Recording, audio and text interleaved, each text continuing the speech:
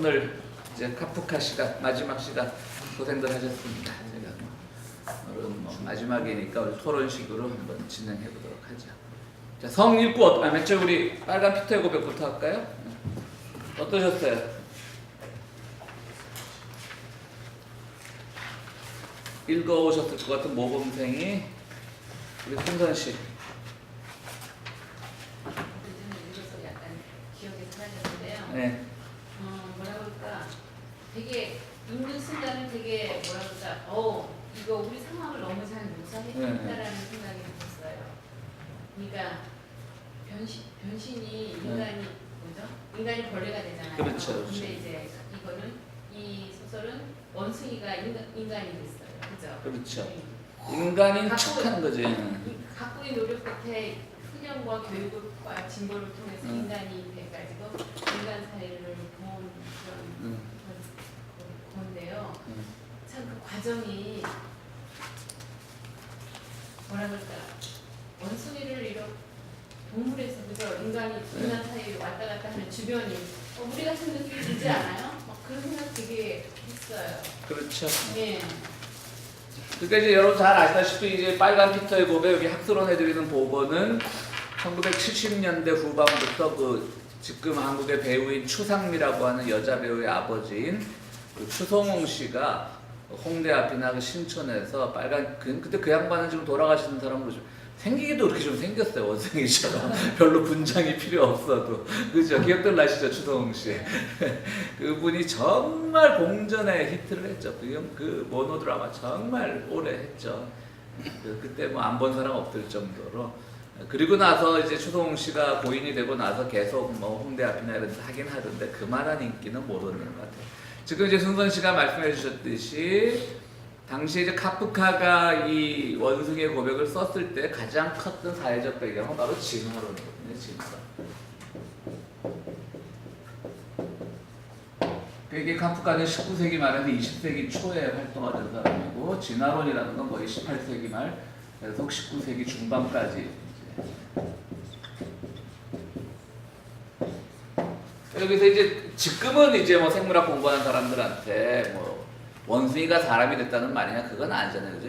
원숭이에서부터 유인원이라고 부를 수 있는 한 돌연변이가 일어난 거지. 그게 점진적인 진화로. 그러니까 지금도 이제 그 진화론을 부정하는 그 보수적인 기독교인들이 이제 내세우는 논리 하나가 진화론이 말도 안 된다는 논리 하나가 뭐냐면 그럼 지금도 어디선가 진화가 일어나야 될 거 아니냐? 라고 하는 거예요. 근데 그건 불가능한 게 바로 지금 우리 인간의 근원인 그 유인원이라고 하는 그것이 어떤 원숭이로부터 돌연변이가 일어난 사람이 돼버린 거죠. 점진적인 진화가 됐던 건 아니에요. 그렇죠?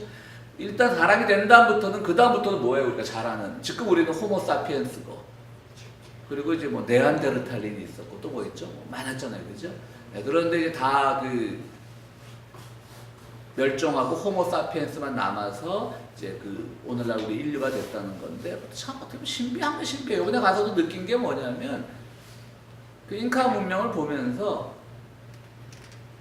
정말 호모 사피엔스 한 종으로 인류가 다 진화했을까? 네안데르탈린 다 죽고 자기들끼리 혼혈은 일어나지 않았을까? 남아있대는데요. 유전자에. 네? 유전자에 남아있대요. 남아있다 그러죠. 저 누구예요? 유발 하라리가 쓴 그 호모 사피엔스 네. 책 봐도 조금 남아있다는 얘기도 나오고 근데 어떻게 그렇게 다 뿔뿔이 흩어져서 하나는 산속에 살고 하나는 뭐 추운 데 살고 뭐 그럴까 참 신기해요. 그리고 그분들은 뭐 먹는 것들도 문제가 물론 있겠지만 그 유전자가 얼마나 특이한 유전자인지 아직도 사람들이 작잖아요. 잉카의 사람들 보면 아주 작다고요. 저는 가서 뭘 느꼈냐면 뭐 가이드들이 뭐 구라는 많이 하죠. 정말 뭐 그들의 뛰어난 건축 기술이 어쩌고 저쩌고 막 그냥 저는 그냥 민중의 그 지난한 삶, 지독히 고통스러운 삶만이 느껴지더라고요. 그 돌을 산 위에 쌓기 위해서 왕족 귀족들이야 편했겠지만 아무리 건축 기술이 좋은들 다 인간이 만든 건데 그 돌을 쌓으면서 아까 가마 얘기도 하셨지만 얼마나 많은 사람들이 그 돌에 깔려 죽었겠어요. 지금도 이제 특히 이제 제가 뭐 글도 쓰겠지만 이런 데 갔다 온 사람들이 빠지는 그 두 가지 그야말로 상투적인, 우리가 흔히 클리셰라 그러죠. 옛날에 상투적인 상투성 꽤 있어요. 하나는 뭐냐면 대부분 그 사람들이 어떤 지금도 잡상인의 그 삶을 살고 있으니까 한번 페루 여행 갔다 온 사람들은 다 그런 걸 한 번씩 써요. 저들이 한때는 세계를 지배하던 잉카 제국의 후예들인데 그 스페인의 침략에 의해서 지금은 잡상인으로 전락해서 어려운 삶을 사는구나. 뭐 맞는 말이긴 하지만 또 자칫 잘못하다가는 스페인의 그 학살과 침략을 정당화할 것 같은 위험성도 있지만 과연 스페인이 안 들어왔으면 그 사람들의 삶이 편했을까? 그러니까 오해하지 마. 스페인이 가서 그 사람의 삶이 좋아졌다는 뜻이 아니라 지금 잡상이 사는 사람들의 삶은 그때도 돌덩이에 깔려 죽는 사람들이었을 거라고요. 그러니까 자꾸 이제 오해하실까봐 자꾸 제가 동어 반복을 하는데 그렇다고 해서 스페인이 들어와서 학살하고 그런 것들이 절대 용납돼서도 안 되고 나쁜 일이지만 아이고 어서 오십시오 오랜만입니다.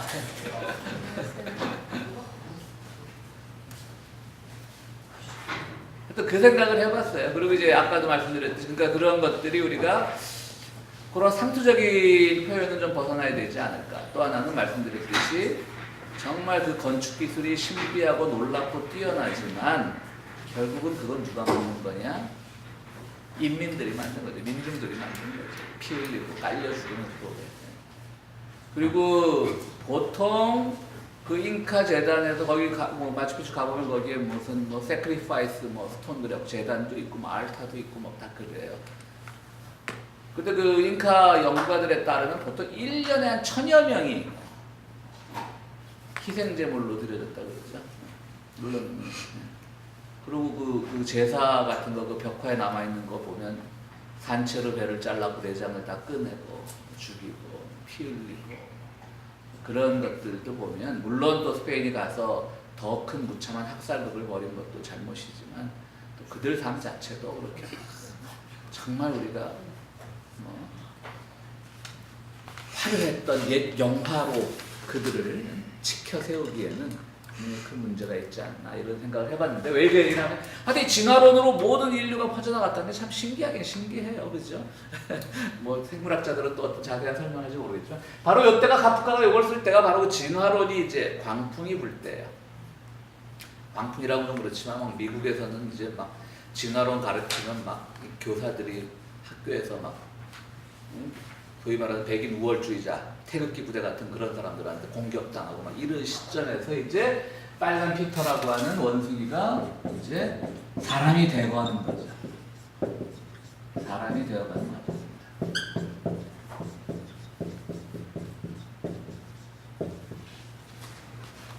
그런데 이 사람이 되어가는 과정에서 제일 먼저 터득한 게 이제 자유, 이성, 그리고 과거에 자기 이제 동물이라는 것을 자꾸 동물이었음을 망각하는 거.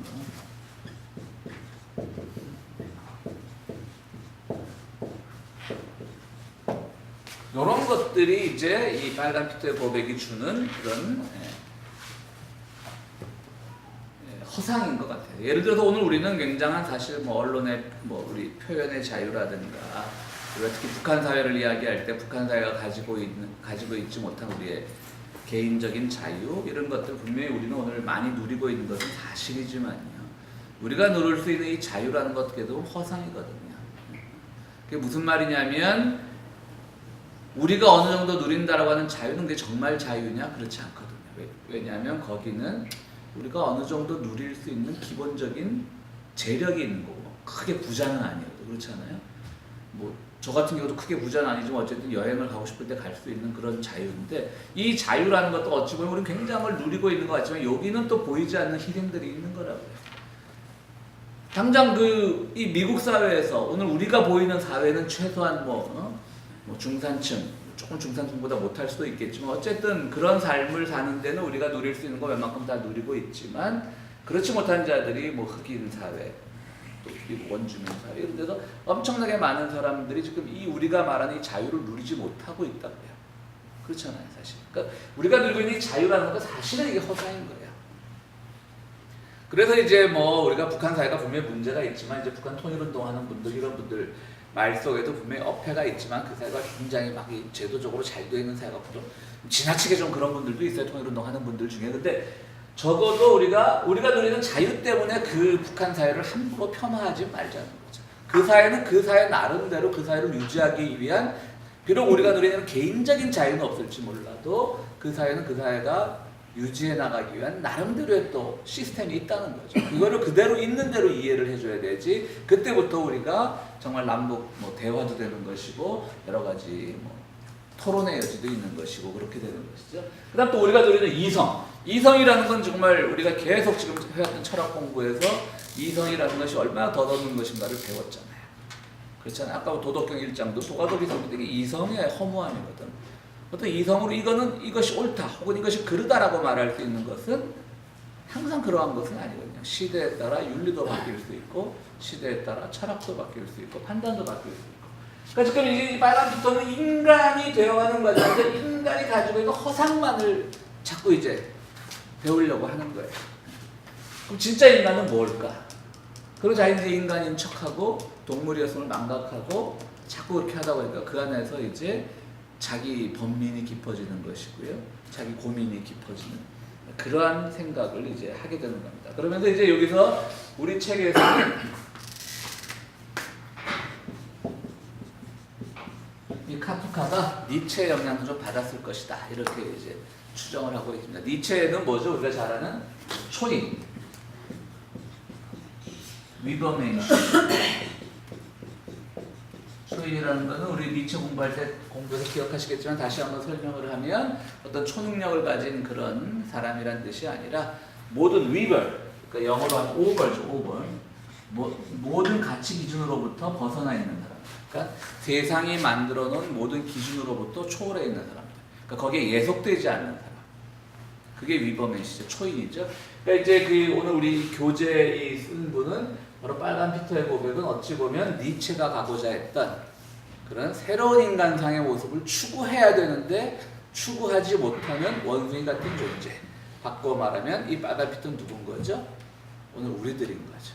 우리는 진화론적 선상에 서 있으면서 결국은 원숭이임을 벗어나지 못하는 그런 존재라는 것을 이제 카프카는 얘기하고 있는 거고요. 그 속에서는 이제 자기가 가지고 있는 한계도 있었을 것이다. 그러니까 유대인들은 지금은 뭐 유대인들이 세계 경제를 지배하고 뭐 이러면서 큰 뭐 대단한 인물로 각인되고 있지만 사실 19세기 말 이때 유대인들은 항상 그 사회에 뭐라 그럴까요? 암적 존재였거든요. 오직하면. 그러니까 뭔가 이제 항상 그 사회의 기득권층에 붙어서 살아남으려고 하는 것들. 그러면서도 그러나 그 사회에 결코 주류는 되지 못하는 그런 모습에서 유대인의 피가 흐르고 있던 카프카 역시 그 유대인으로서의 자기의 모습을 막 진화 과정에 있는 원숭이로 묘사한 것이 아니냐라고 하는 그런 또 해석도 가능하다고 얘기하고 있습니다. 또 뭐 다르게 읽으신 분들 계세요?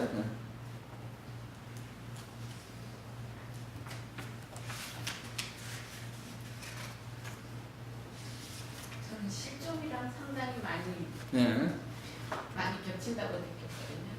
이게 그러니까, 인간이 짐승에서 인간이 돼가지고 각고의 노래 끝에 자기 그 동물이었던 시절을 망각하고 근데 거기서는 가보이 아무것도 없어. 예. 인간이 돼 보여.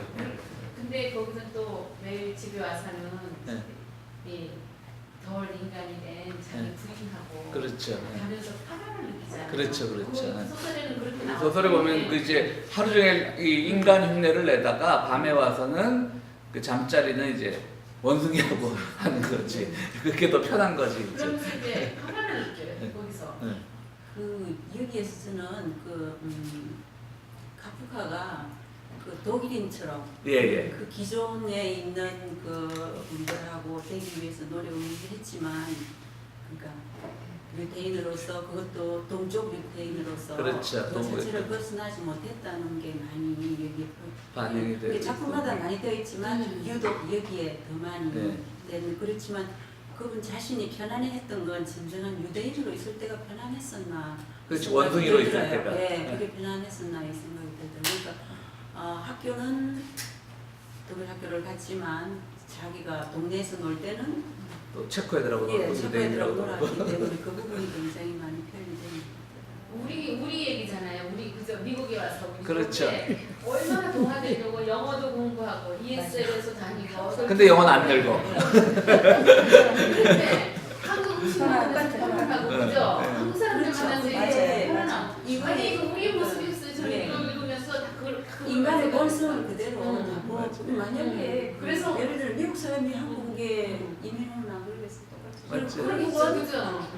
그렇게 살다가 근데 이제 미국 사람이 한국에 이민 갔을 때는 예. 한국화 되려고 노력은 하지 않겠지. 그러니까 좀 하잖아요. 좀 하긴 하겠지만 여전히 지들 백인이라고 자랑하겠지. 테디챙이 쓴 소설 중에 예. 그 인공지능한테 이제 물어보는 질문을 해요. 예, 그거 읽진 않아, 뭔지는 알아. 그래서 너의 롤모델을 삼으면 하나 구해라. 음. 이제 인공지능이 나중에 결정하면은 그 손오공을 결정을 거예요. 손오공을. 손오공? 예. 예. 그렇죠. 중국계 미국인이니까 아, 아, 손오공. 아. 이게 그 이후에 여러 가지 지금 거기서 얘기한 거는 이제 인간은 아니고 인간을 뛰어넘을 수 있는 어. 그러면서 또 이제 자기가 이렇게 대회를 하고 싶다고 얘기했는데 사실 빨간 피터라는 게 상당히 손오공하고 닮아 있어요. 그리고 손오공도 네, 그 네, 둥글둥글 그렇지. 어떻게 보면은 그 연관성이랄까 저 사람이 그 손오공이라는 걸 읽었었나라는 그런 생각도 들고 약간 읽었을까? 그렇게 저도 모르겠어요. 손오공은 사실은 초인적인 능력이 있었잖아요. 근데 얘는 인간조차 인간을 되고 싶어 했던 거지. 그렇죠. 매직하는 게. 또 테디챙이 영향을 받지 않나 카프카에. 아, 그럴 수도 있죠. 예, 어떤 그런 연관성도 이렇게 생각을 하게 되는. 이게 여기 저기 그 빨간 피터가 네. 그 와가지고 그냥 실종될 수도 있었는데 네. 그저 그 뭐예요? 그 공연 공연을 하는 거지. 예술가가 되면서 실종은 안 됐잖아요. 그렇죠. 그죠? 실종은 안 됐지만은 그러니까 어떻게 보면 또 그 문화에 발붙여 살고 싶은 자기의 또 예. 욕망일 수도 있는 거죠. 그렇죠. 실종은 안 됐지만 늘 피곤하고 그죠? 네. 늘 스트레스 받고 그런 상황이어서 언제까지 이런 인생이 계속될지 그죠? 참 보면은 이 카프카 소설이 그래요. 진짜 이렇게 해서 어떻게 사람이 살까? 근데 우리 상황이랑 너무 똑같지. 우리 상황이랑 너무 똑같잖아요. 탈출구가 없어요. 탈출구가. 맞아요. 이게 이제 네. 처음 우리가 그 카프카 할 때도 했지만 카프카의 삶은 이 출구가 없는 삶이에요. 출구. 근데 출구가 없어도 네. 시간이 지나면서 프로그레스가 있잖아요. 진보는 있죠. 근데 그 카프카 소설은 진보도 사실 덧없는 걸로 보거든요. 네. 그러니까 막 몸부림으로 보는 거지. 몸부림. 그래가지고 저 생각했는데요. 뭐예요? 우리 지난 시간에 배웠잖아요. 뭐였지? 실종. 네. 아메리카. 실종이 아니라 그 뭐에서 선고? 네. 선고에서 네. 자기 자신을 죽고 네. 러시아에 있는 친구가 네. 산 거예요. 네. 이상으로 그렇죠. 했는데 그 카프카는 그 당시 러시아 사회주의 혁명이 일어나는 러시아를 되게 동경했던 건가요? 그렇게 볼 수도 있죠. 예. 그럴 것 같아요. 근데 이제 우리가 그것도 카프카의 위선일 수 있는 게 사실 우리 맨날 모여서 뭐 술자리에서 하는 얘기들 보면 거의 뭐 다 준혁명가들이잖아. 근데 혁명에 뛰어들려고 그러면 못 뛰어들잖아요. 네. 이미 공명을 이뤘죠. 시간이 자축하는 시간이에요. 그냥 뭐 겨우 뭐 이제 한국에서 정권 하나 바뀐 것 같고 이제 다 만족하고 뭐 이 정도. 우리가 그 종말의 유해라는 개념을 아간벤 할 때 여러분들 공부하신 기억날 거예요.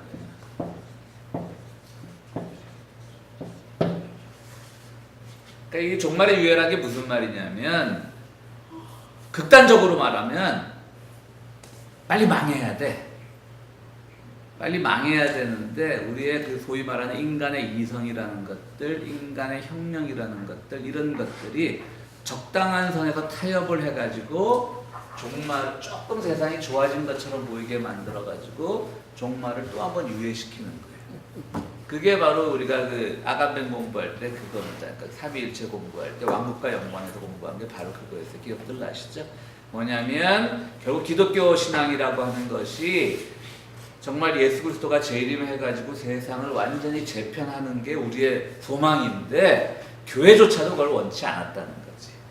그 아간벤 우리 다시 공부하면 되살려면 교회조차도 그걸 원치 않아가지고 삼위일체 교리나 뭐 가톨릭의 이런 교리나 이런 걸 통해서 계속 종말을 유예시키는 거예요. 그러니까 지금 그러니까 우리가 다 기독교인이라고 가정할 때 여기 예수님이 재림하는 걸 제일 막는 사람들이 누구냐?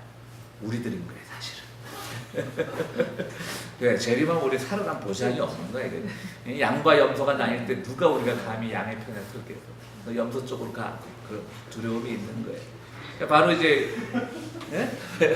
그러니까 카프카도 그런 생각도 한 것 같아. 예. 그러니까 그 우리가 그 다들 그 혁명가를 꿈꾸지만 술자리에는 다 투사가 될 것 같지만 그 다음날 가면 다시금 소시민으로 돌아가서 그냥 조그만 변화에 만족하고 그리고 그걸 또 자기들 스스로가 합리화하고 세상은 이처럼 조금씩 바뀌는다라고 하면서 그 와중에 조금씩 바뀌는 과정에서 소멸되어 가고 소외되는 사람들은 우리가 애써 외면하고 이런 것들이죠. 그러니까 이 카프카도 아까 말했던 그 러시아 혁명을 동경했겠죠. 당연히 동경했겠지. 거기다 또 유대인으로서 자기의 한계도 느꼈을 것이고 자기 한계가 있는 사람들이 주로 그런 새로운 세상을 꿈꾸는데 그러나 결국은 아무것도 이루지 못했죠. 그냥 제일 보면 자기 사랑조차도 하나 쟁취하지 못하고 그냥 이렇게 쓸쓸히 가버린 그런 사람이었던 생각이 납니다. 그러면서 이제 또 우리 이 책에 보면 이제 뭐 이 우리가 쓴 교재 이분이 그냥 너무나 좀 이렇게 일목요연하게 하나로 끌고 나가는 힘은 없고 이런 의견도 있다, 이런 의견도 있다, 이런 의견도 있다 이렇게 막 소개를 하는데 이데아 이론이죠. 우리가. 이건 제가 몇 번 설명해서 설명을 드렸는데 이제 그 플라톤이 말한 거죠. 플레이토죠, 영어식으로 쓰면. 동굴이 있어요, 동굴이. 이데아라고 하는 것은 어떤 사상의 근원이에요. 아까 우리 도덕경식으로 하면 도예요, 도. 그래서 이 그리스 철학에서 이데아, 어떤 우리의 그 가치의 기준, 가치의 원류가 되는 그 이데아가 있다는 걸 전제로 한 게 플라톤이었고 그것이 바로 기독교 신학으로 넘어와서 신이 되는 거예요. 그렇기 때문에 우리가 오늘 기독교 신학의 대부분은 사실은 플라톤 철학으로부터 출발했다 그래도 과거는 아니에요. 그러니까 이 이데아라고 하는 어떤 비인격적인 진리의 근원이 히브리 사상, 즉 하나의 인격적인 신인 여호와를 만나가지고 우주의 근원이 된다라는 생각이 사도 바울을 통해서 이렇게 척척척 자리 잡게 됐던 것이고 사도 바울도 어떤 점에서 보면 플라톤 사상에 굉장히 알았을 것이라는 생각을 하죠. 그래서 그 사도행전이라는 그 신약 성서의 5번째 책에 보면 그 플라톤이 가서 플라톤이 아니라 사도 바울이 가서 그 아레오바고라고 하는 그 그리스의 유명한 그 토론장에 가가지고 당신들이 이때까지 알지 못하는 신을 섬겼는데 내가 이제 그 신을 알려주겠다고 얘기를 합니다. 그러니까 사람들이 거기서 와서 그리스 사람들이 그 사도 바울의 연설을 듣고 어떤 사람은 야, 저희 제우스가 다시 나타났다라고도 말하고 우리 개혁 성경에 뭐라고 되어 있더라? 제우스가 스스라고 되어 있던가? 스스가 다시 나타났다고도 하고 그런 거. 그러니까 사도 바울은 사실 알고 있었던 거죠. 가서 그리스의 그 이데아 사상을 알고 있었던 것이고 니들이 그 이데아라고 알고 있었던 것이 사실은 니들은 이름을 모르고 있었지만 그것이 바로 예수 그리스도다. 하나님과 삼위일체된 예수 그리스도다. 이걸 이제 가르쳐 주는 거죠. 그러니까 플라톤 사상이 사실 오늘 기독교 신학의 대부분 플라톤 사상의 영향을 받은 거고요. 이제 이 책의 저자도 우리 교재의 저자도 이 빨간 피터의 고백을 설명을 하면서 바로 이데아 사상을 얘기를 하는 거예요. 이데아 사상은 뭐냐면 이제 동굴이 있어요. 근데 여기 죄수들이 꽁꽁 묶여갖고 있어.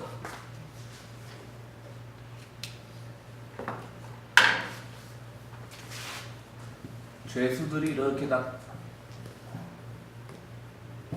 묶여갖고 동굴 벽면을 보고 있는 거야. 동굴 벽면을. 그러니까 밖에는 빛이 있어요. 빛이. 이 사람들은 꽁꽁 묶여갖고 뒤는 못 돌아봐요. 앞면만 보는 거예요. 그 뭐가 보이겠어요? 여기 빛이 있으면 여기 막 나비도 날아다니고 뭐 꽃도 아름답게 피고 막 이런 것들 다 있는데 빛이 들어와서 여기서 항상 여기 마치 스크린에 비치는 것처럼 허상만 보이는 거예요. 허상만. 그러니까 우리가 오늘 알고 있는 세상은 다 허상이라는 거죠. 바로 이거를 사슬을 끊고 진짜 빛은 이쪽 이데아를 봐야 되는 건데 사람들은 이데아를 보지 못하고 다 이 허상만 본다는 거죠. 그래서 우리 교재의 저자가 말하기를 빨간 피터의 고백도 이런 것처럼 항상 허상만 보고 있다는 거지. 그러니까 원숭이가 사람이 되고 싶어 하는데 그가 봤던 사람의 모습은 진짜 사람의 모습은 아닌 거야. 진짜 사람의 모습은 오히려 니체가 말했던 초인 같은 거야. 위버맨시 같은 거야. 근데 그건 보지 못하고 사람들이 그저 자유, 이성, 동물보다는 좀 상태가 나은 단계 이런 것만 이제 보고 있다라고 그렇게 얘기를 하는 거죠. 그래서 이 카프카의 사상은 지금 말했듯이 뭐 니체 사상도 들어가 있고 플라톤 사상도 들어가 있고 손오공 사상도 들어가 있고 다 들어가 있다라고 하는 그런 얘기. 우리 손혜명 씨는 읽어오셨죠? 네. 뭐 느끼신 거 없으세요? 뭐다 비슷해요. 또 다른 분들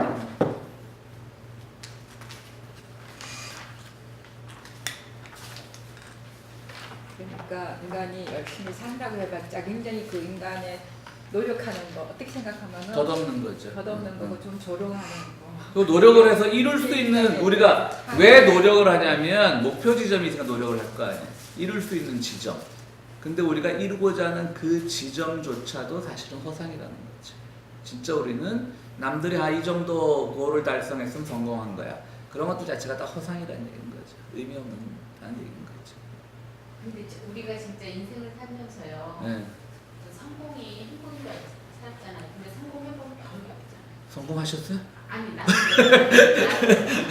아니 그냥 이 삶의 일반적인 경향에 비춰봤을 그렇죠. 때요. 그죠? 성공했다고 별로 행복하고는 별로 의미가 없고 아니 행복한 건 뭐야? 성공해서 그건 겉으로 드러난 거. 아니 그 마음속 그렇게 보통 세력이 위안을 하는 거야. 쟤네들이 나도 행복할 리가 없어. 뭐 그것도 그것도 뭐 어떻게 보면 바른 뭐 솔직한 표현일 수 있지. 뭐 자본주의 사회에서 돈이 없는 사람보다는 많은 사람이 편한 건 사실이고. 그러니까 우리 이제 그걸 또 그것도 허상일 수는 있어요. 맞아. 왜냐면 저들은 행복하지 않을 거라고 우리가 이제 뭐 여우와 심포도처럼 저 포도는 솔직히 느끼게 전 한 성공했다고 본인이 느끼거든요. 네. 근데 그거 행복하고 관계없어요. 특히 미국에서 제미노프가 그렇지. 성공한 거는요.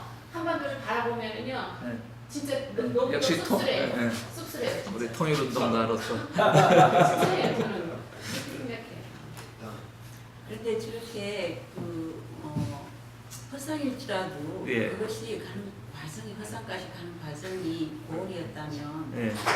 저는 그 과정이 성공일 수도 있고 그 과정이 그렇죠. 뭐 이제 과정의 행복을 찾는 사람들도 그렇기 있죠. 때문에 그게 허상일지라도 살아가는 과정에서 고ol이었다면 전 괜찮다고 봐요. 그래서 우리 열심히 살잖아요. 열심히 하잖아. 그러니까 아니 그 과정이 좋아서 그래서 가정의 그 가정 자체도 부정하게 되면은 이제 허무시가 제일 먼저 알아요. 그렇죠. 이 차이야. 한국하는 거의 어떻게 허무주의가 살고 있는 거예요. 허무주의죠. 허무주의잖아요. 그죠? 그 이제 우리가 이게 더 좋은 그러니까 참 어떻게 보면 이 유대인이라는 그 사람들이요 참 독특한 사람들이죠. 분명히 뭐 머리는 좋고 뭐 특히 뭐 이 목사들이 설교할 때도 많이 쓰거든요. 유대인들은 하나님을 잘 믿어가지고 이때까지 노벨상 수상자의 뭐 70%가 유대인이고. 근데 그 완전 그 기독교 목사들이 그 설교한 거 완전 이단이거든요. 그들은 구약만 믿는 건데. 원래 최초의 개신교 나라인데 그 나라 쫄딱 많아. 그 얘기는 죽어가. 누구 어디가 쫄딱 많았다? 아르메니아가 세계 최초의 개신교 나라면서 근데 걔네들 그것도 할 말은 있어요. 뭐요? 응? 제대로 하면 되죠. 제대로.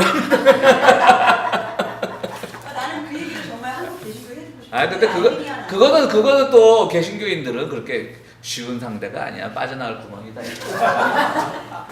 일본은 천황이 나라잖아요. 그럼에도 불구하고 일본은 곧 망할 거고. 천황은 잡신이지 개신교. 어쨌든 그럼에도 불구하고 잘 살잖아. 아니, 우리나라 그러니까 지금 내가 좀 다른 얘기인데 재밌는 얘기 해드릴게요. 언젠가도 한번 한 것 같은데 개신교 신자들 중에 카톨릭을 그렇게 못 받는 사람들이 있어. 뭐 교황은 사탄의 괴수고 뭐 어쩌고 저쩌고 막 그런 사람들이 있어. 제칠 안 시키 응? 제칠 안 시키 교인들이 그래. 아 우리 일반 개신교도 그래. 내가 안 그러지. 나도 일단 그랬다. 자 그런데 그러면서 또 이제 개신교인들의 하나 특징이 이제 무슬림, 이슬람에 대한 또 혐오증이 많잖아요. 그러니까 또 뭐 어쩌다가 뭐 시리아나 이라크에서 가끔씩 뭐 이집트나 이런 데서 기독교인들이 박해받는 거 보면 우리의 형제 기독교인들이 죽는다고 또 저 무슬림 저 왼수 같은 사탄들이 우리 기독교인들 박해한다고 또 흥분해. 그죠? 그래갖고 또 가짜 사진, 가짜 뉴스도 많이 퍼날러. 뭐 어디 뭐 예전에 어디 보면 뭐 아프리카 어디서 기독교 믿다가 목 매달려 죽은 사람들 지신도 막 페이스북에 떠돌아다니는데 그 뒷조사 보면 다 거짓말이에요. 물론 아직도 박해 현장은 많지만 따지고 보면 지금 무슬림처럼 박해당하는 사람들이 어디 있어요? 그냥 무조건 폭격해대고 그러는데 솔직히 물론 아직도 개신교인들이 뭐 혹은 카톨릭 교인들이 박해 안 당한다고 말할 수 없지만 근데 대부분의 그런 사진, 과장된 사진들을 보면 거짓 사진이 많아요 오히려. 근데 하여튼 그건 중요한 게 아니고 자 그러면 아까 아르메니안 얘기를 해서 나오는데 개신교하고 카톨릭, 우리가 카톨릭을 이제 한글로 쓸 때 가톨릭이라고 쓰죠. 가톨릭은 303년에 만들어진 니케아 신앙 고백을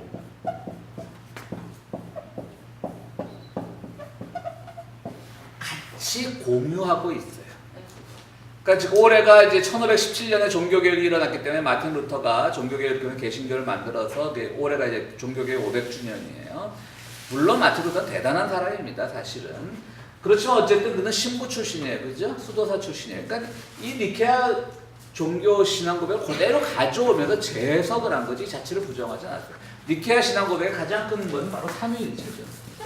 삼위일체고 그 다음에 교회의 기능이죠. 그래서 우리가 개신교인이 됐건 그 가톨릭 교인이 됐건 그 사도신경이라는 걸 외우잖아요. 그러면은 가톨릭 버전은 뭔지 모르겠는데 개신교 버전은 나중에 뒷부분에 가면 거룩한 공회를 믿사오며라는 말이 나와요. 그럼 거룩한 공회가 영어로는 뭐냐면 Holy Catholic Church예요. 그래서 이제 개신교에서는 성경 쓸 때 이제 그거를 이제 요즘 바꿨지. 또 오해가 있으니까. 사실은 캐톨릭이라는 말이 어떤 고유명사는 아니고 보편적이란 말이잖아요. 보편적이라는 말이죠. 그죠? 자, 그렇기 때문에 이제 개신교에서는 요즘 영어로 신앙 고백을 할 때는 이제 Holy 뭐 Christian Church 뭐 이렇게 바꾸지만 본래 원어는 Holy Catholic Church죠. 그러니까 이제 개신교와 카톨릭의 오해 소지가 바뀌었는데 그러면 아르메니아는 뭐냐? 아르메니아 사람들이 자랑 제일 먼저 하는 게 자기들 나라가 세상에서 제일 기독교를 먼저 공인했다고 믿어요. 로마보다 먼저 했어요. 200년대 중반.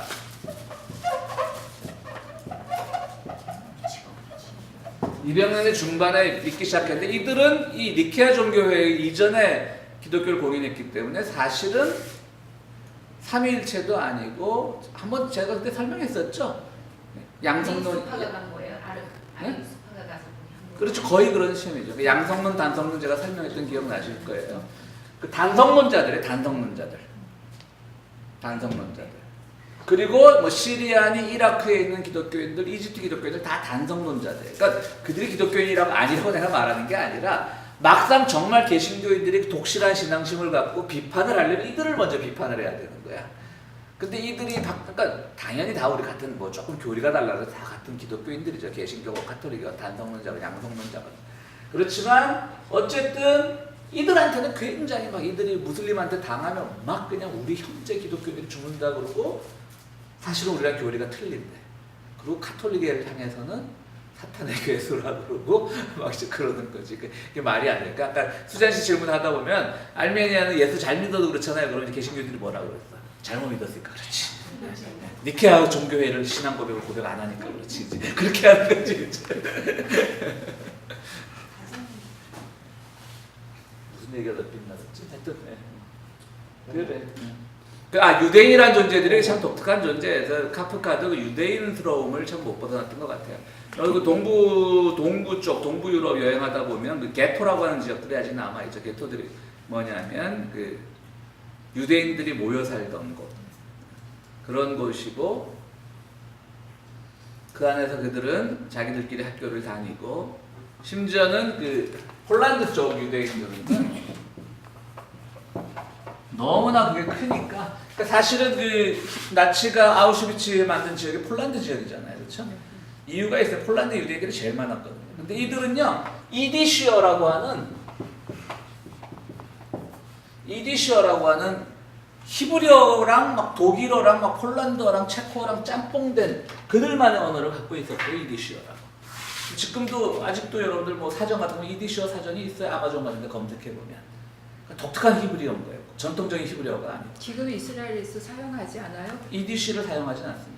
물론 동구권에서 건너간 유대인들 사이에서 사용할 수도 있겠지만 공식 언어는 이디시어가 아닙니다. 그러니까 오히려 폴란드 같은 데 이런 데서만 이디시를 쓰죠.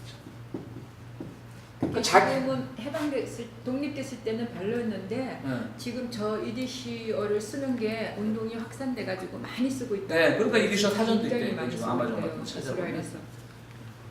그러니까 이렇게 자기들만의 개토에서 살면서 이디시어를 쓰고 주류에 편입하려고 항상 금융업이나 이런 데 뛰어들고, 그러니까 돈을, 왜냐면 또 이해가 안 되는 건 아니에요. 심시하면 추방을 당하니까. 그러니까 제일 들고 뛰고 쉬운 뭐 금 같은 거 이런 걸 하는 거지, 저희가 땅 이런 거보다는. 그런데 이제 자꾸 이렇게 자기들 개토화되어 가고, 근데 이제 이 개토라는 거는 그들의 사는 지역을 말했지만 지금 우리가 이걸 일반 동사처럼도 쓰잖아요. 뭐 개토화된다 그러면 자기들끼리 이렇게 자기들만의 성을 마련해서 자기들만의 삶을 구축하는 것. 그러니까 그 안에서 이 카프카의 삶도 참 힘들었겠다는 생각은 해요. 요번에 이제 그 도노반 씨하고 페루 여행하면서 그 우리 한 조가 됐던 사람 중에 영국에서 온 유대인 친구가 있었는데, 우리 같이 갔던 이용식 씨하고 도노반하고 편먹고 그 친구하고 엄청 싸웠지. 그 친구 이제 완전히 또 이제 북한 체제를 지가 뭘 안다고 엄청 욕을 하는 거야 이제. 이렇게 듣고 있으면서 참 뭐 인종적인 편견을 가지는 건 좀 그렇지만 참 영국에서 유대인으로 살아가면서 이 친구에게 그걸 딱 느끼겠다. 끊임없이 영국의 주류사회에 편입하고 싶고 주류사회가 만들어 놓은 어떤 북한에 대한 왜곡된 인식 같은 것들을 그대로 믿고 그걸 그대로 설파하려고 하고, 그러면서 자기 어떤 신분 안전을 보장받으려고 하는 그런 것들이 너무 보이는 거예요.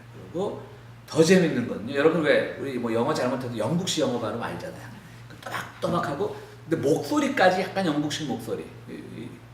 누구 목소리냐면 그 누구죠? 그 영국 영화 배우. 이 영화 뭐야, 수잔? 유부녀 찾아가가지고 나 너 사실은 사랑해. 한 장씩 스케치북 넘기는 거.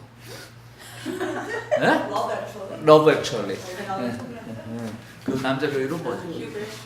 휴 그랜트. 네. 그 약간 그 휴 그랜트 목소리 같은 약간 공명이 있는 목소리. 그걸로 영어를 아주 또박또박 하는 거다. 야, 참 애쓴다 싶더라고. 그야말로 뭔가 표현한 애예요. 원래 그렇게 얘기하는 애를 일부러 뭐 영어로 배워가지고 뭐 그렇긴 하겠지만 난 일부러 더 영국식 영어를 쓴다고 느껴지는 거야, 내 선입견에는. 그 편견이 아니에요. 그것도 편견일 수 있죠, 물론. 물론. 영국식 발음하는 거 당연한 건데. 그러니까 편견일 수 있지, 당연히. 네. 이제 성, 마지막 정말 카프카의 하면 우리가 성. 네.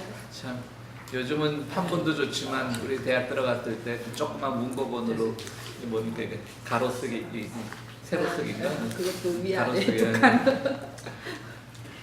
읽었던 기억이 나는데, 또 한 번씩 읽어보신 분들은 한번 순산 씨 뭘 느끼셔서 성을? 지금 뭐예요? 이건 반려제도를 네. 묘사한 거죠. 묘사한 거라고 할 수 있지 않아요? 뭐 그렇죠. 네, 네, 그냥 좀, 도달해도 다가가면 다가가면 일종의 그런 면도 없잖아 있죠. 주눅들은 서민 같은 느낌이 예. 들었어요. 주눅들은 서민. 그러니까 그 여기는 이제 뭐 어떤 백작의 개인 성 같은 마을이지만 실제로는 아마도 그 프라하에 살면서 그 프라하 성을 염두에 뒀을 거라고요. 프라하 성을. 그래서 K라고 하는 측량 기사. 그다음 결국 도달하지 못하는 성.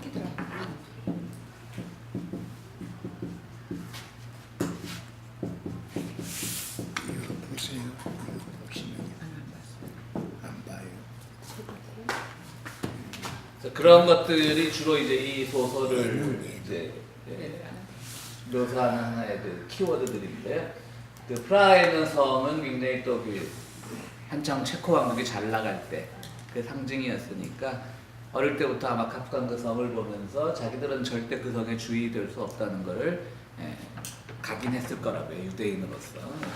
그 당시 체코는 이미 뭐 쇠락해가는 나라였지만 19세기 말 20세기 초에 한때는 그 프라하 보면서 한때는 화려했었죠. 저는 그 아까 잉카 제국의 그 뭐 마추픽추 이런 것들을 보면서도 그 민중의 삶이 얼마나 그때 힘들었을까를 저는 이렇게 생각을 해봤는데 프라하 성에 가보신 분들은 아시겠지만 거기도 마찬가지예요. 올라가다 보면 골목길로 쭉 올라가게 돼 있는데 성 바로 입구에 뭐가 있냐면 고문 박물관이 있어요. 그걸 보면서 정말 짠하더라고요. 야, 이 중세 교회가 이게 그 성을 지으면서 얼마나 사람들을 핍박을 했는데 그것도 모자라서 데려다가 고문까지 했을까 생각을 하니까 보나마나 그 고문 누가 당했겠어요. 뭐 좀 그런 비슷한 고문 기구들이 그러니까 이제 아마도 이 K 카프카가 되겠죠. 지도 K니까 그 카프카는 이걸 보면서 자기들은 도달할 수 없는 그 성. 그런데 한편으로는 이 K에게 또 무슨 마음이 있었을까요? 도달해봤자 별 볼 일 없는 성이라는 마음도 있었을 거라고요. 마치 그야말로 일개 여행자인 제가 그 성을 딱 하루 가보고도 느낀 게 바로 그런 과연 이 성을 만들기 위해서 얼마나 많은 사람들이 희생이 됐을 것이고 그것도 모자라서 고문을 했을 것이고 근데 카프카는 한편으로는 그 성을 유대인들이 갖지 못했던 체코 왕국이 한창 잘 나갈 때 지어졌던 그 성을 동경하면서도 한편으로는 지는 많이 뭐 어릴 때 놀러는 올라 동네 뒷산처럼 올라가 봤겠죠. 거의 가보이 뭐 해결될 수 있는 것들은 아무것도 없는 것들 그런 것들이 이제 K라고 하는 측량기사를 통해서 반영이 됐고요. 이 책에 나와 있지 않지만 저는 이 측량기사라고 하는 것 상당히 의미가 있는 것 같아요. 이게 완전히 그 현대적 개념이잖아요. 산술적 개념이고.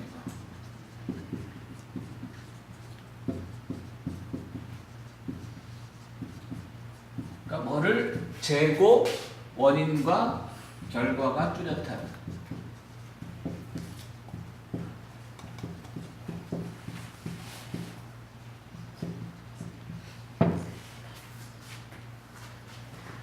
원인과 결과가 뚜렷한 그런 가치관을 가진 존재가 이제 그 측량기사잖아요. 그러니까 자기는 이 성을 분석해보고 싶었던 거지. 근데 분석에 기회가 오지 않는 거예요. 결국 그에게 성 근처에서 주어진 직업이 뭐였죠? 요리사였던가? 뭐 하여튼 뭐 비슷하게 그런 이상한 직업을 누가 또 제안을 하고 막 그래서 그 과정에서 막 헤매고. 학교 소사로. 응? 학교 소사. 학교 소사였던가? 네. 하여튼 그렇게 예. 그런 것들로 예.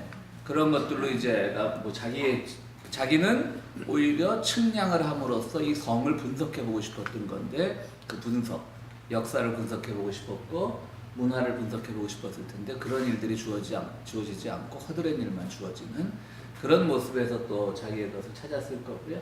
또 카프카에는 항상 그런 성적인 코드가 나오죠. 아까 빨간 피트의 고백에서도 인간인 척하면서도 결국은 원숭이와 잠자리를 갖는 게 가장 행복했듯이 또 여기서는 반대로 그 성에 소속된 한 사람의 그 애인을 자기가 이제 그 같이 잠으로써 어떤 성에는 직접 도달하지 못하지만 그 성의 한 부속물을 자기가 차지했다라고 하는 그런 남성 중심적인 묘한 쾌감들 뭐 그렇게 해서 자기가 이루고자 했던 것들이 있었을 것 같고요.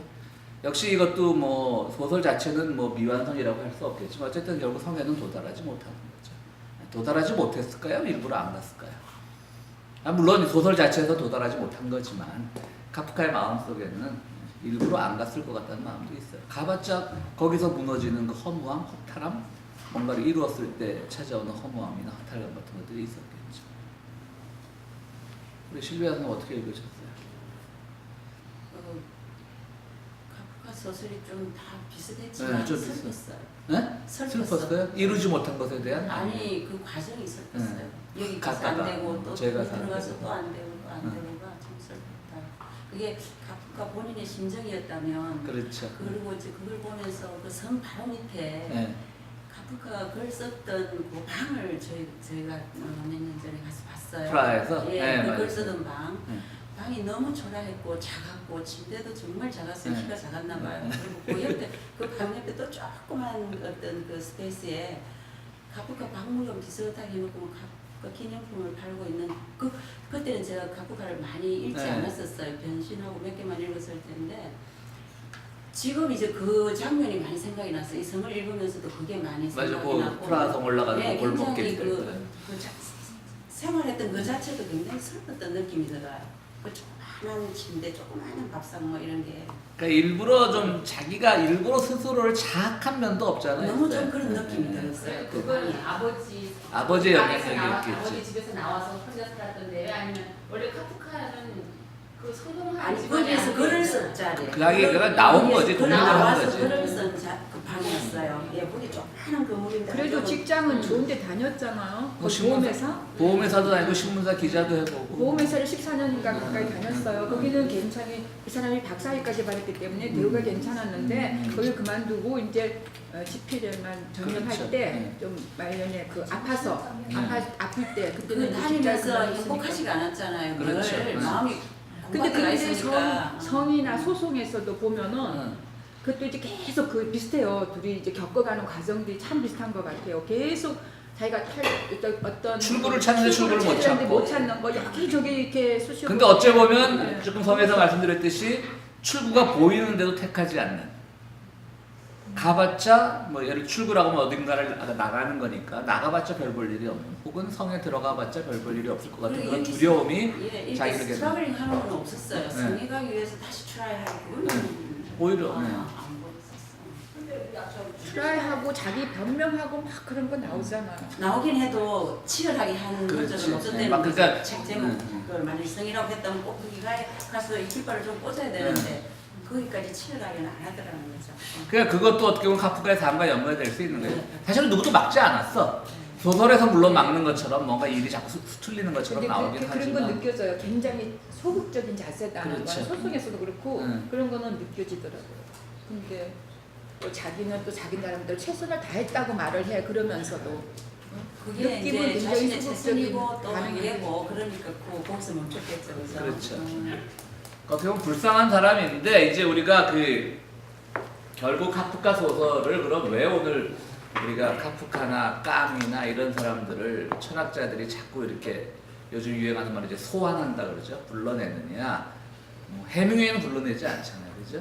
해밍웨이 소설은 잘 기독교 전통에서 이제 톨스토이를 좀 불러내는 경우는 있죠. 톨스토이를 불러내는 경우도 있고 뭐 도스토옙스키도 이제 기독교 전통에서 많이 불러내고 목사들이 설교할 때나 근데 이제 카프카가 다시 이제 오히려 철학자들에게 소환되는 이유는 결국은 진리를 묘사할 수 없는, 진리를 묘사할 수 없는, 혹은 설명할 수 없는 상태. 이게 결국은 카프카의 모든 소설의 결론이에요. 진리란 건 뭘까? 그러니까 현대 철학자들에게는 가장 던지기 쉬운 질문인 거죠. 진리란 없다는 거죠, 지금. 그래서 이제 카프카가 한 걸음 발전하면 이제 진리가 없는 상태에서 카프카는 진리가 없는 상태를 발견해낸 거죠. 이제. 이때가 언제냐면 계몽주의 말기란 말이에요.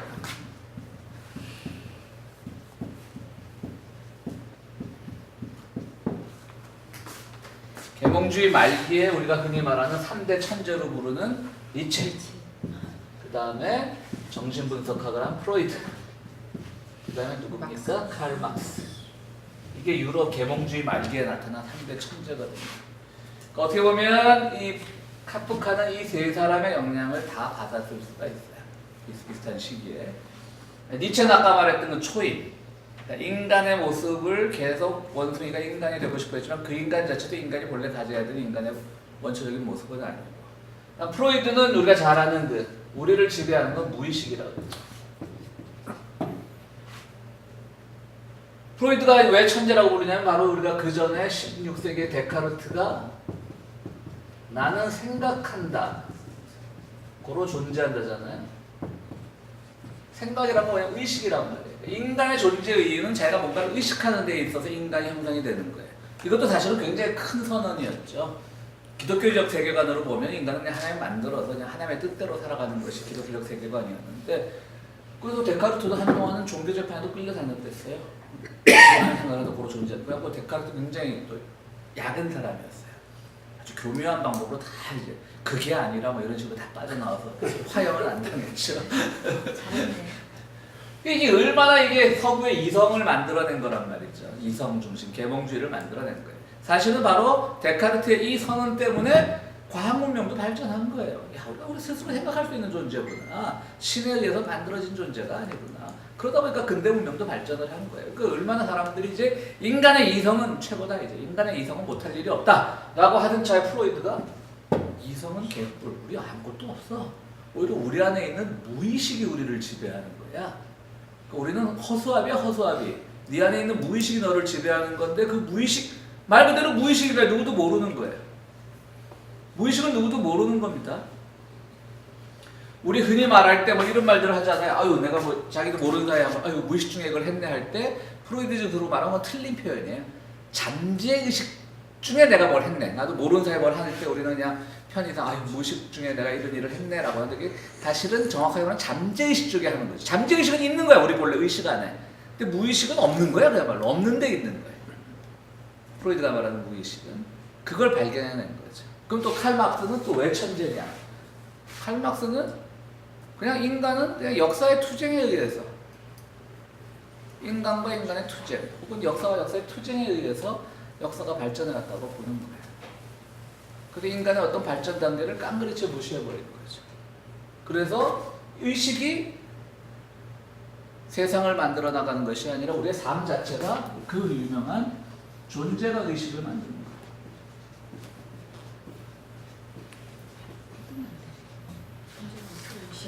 존재 무슨 말씀인지 아시죠? 존재의식을 규정하는 건 그냥 내 삶이 좀 편하면 사람들이 여유로워져요. 생각도 너그러워지고 내가 빡빡하면 다 짜증나. 그냥 다 미워 보여. 그냥 내가 주머니에 돈이 없으면 다 미워 보이고 그거를 극복을 해야 되는데 못하는 게야. 네? 솔직히 우리들이잖아요. 그 칼막스가 그걸 발견하면 대단한 거예요. 우리는 니트제 누굽니까? 데카르트는 내가 의식이 있기 때문에 존재한다 그러고 뭐 이것이 하다못해 뭐 무의식이라도 어쨌든 뭐가 있는 것처럼 말하는 건데 그런 거 없어. 그냥 네 삶 자체가 그냥 네 생각을 만드는 거야 라고 했죠. 그러니까 이제 카프카는 이 세 사람으로도 다 직간접적으로 영향을 받았을 것 같아요. 그렇기 때문에 아까 말씀했듯이 러시아 혁명도 한편으로는 그리워하고 동경하고 막스 레닌으로 우리가 이어지는 거니까. 한편으로는 자기 안에 있는 무의식과 엄청 투쟁을 한 거지. 특히 프로이드가 말한 건 뭐냐면 가부장 제도가 가져오는 그 무의식, 그걸 굉장히 프로이드가 강조를 했거든요. 그러니까 그 서구 기독교라고 하는 것도 따지고 보면 아버지 하나님에 대한 그 가부장적인 두려움이 신앙을 만들어냈다고 보는 것이 프로이드의 주장이에요. 근데 딱 보면 카프카랑 너무 맞아떨어지잖아요. 그 아버지에 대한 두려움을 끝까지 못 벗어나는 것이고 결국 평생을 헤맨 거야. 성에 올라가려면 올라가지도 못하고 뭐 어떻게 소설을 읽다 보면 그냥 올라가면 되지 싶은데 그 상황이 있는데도 안 올라. 지 스스로가 거부를 하고 뭐 이런 것들이 다 이제 니체 이런 것들이 다 이제 카프카를 지배했던 사상인 거죠. 그래서 오늘날 철학자들이 카프카를 이렇게 다시 읽으려고 하는 것이고요. 결국은 그 모든 것들이 이 세 사람으로부터 받은 영향이나 카프카가 소설에 남은 것들이 바로 진리가 없는 상태죠. 계몽주의 말기에 계몽주의는 이성으로 진리를 찾을 수 있다고 생각을 했는데 진리는 없는, 절대 진리는 없는 거예요. 자, 그러면 이러면서 우리가 생겨난 조류가 바로 그 유명한 포스트 모더니즘입니다.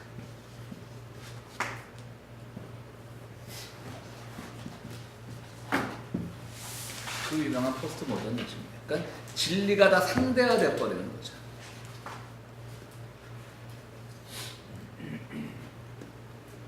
그래서 그 포스트 모더니즘 소설 중에 그 유명한 게 뭐냐면 참을 수 없는 존재의 가벼움이라고 하는 그 소설이, 그것도 체코를 아마 프라하가 거기가 그게 아마 그럴 거예요. 그 소재일 거예요. 그러니까 진리가 다 없는 상태가 돼버린 거예요. 그래서 이제는 모든 진리가 다 상대화됐어요. 그런 것들이 다 이제 카프카의 소설로부터 시작이 됐다고 보는 것이고요. 첫 시간에도 말씀드렸듯이 그 독일어로 소설을 쓴 사람 중에 카프카만큼 또 정확한 독일어를 구상한 현대 소설가 중에, 물론 게테 같은 사람은 좀 앞세대니까 제쳐놓고요. 그렇게 뛰어난 독일어 구사 능력을 가진 사람이 없답니다. 아주 정확한 독일어를 구사했다고 합니다. 그러니까 소설 자체는 뭐하고 막 올라가려다 못 올라가고 막히고 뭐 이러지만 실제로는 또 그 문체 자체는 가장 정확한 문체라 그래요. 독일어를 전공한 사람들에 따르면. 어쨌든 그런 상황에서 이제 진리가 없는 상태에서 다시금 이제 포스트 모더니즘이 발전을 하고 여기서 새로운 진리를 찾는 게 오늘날의 의미예요.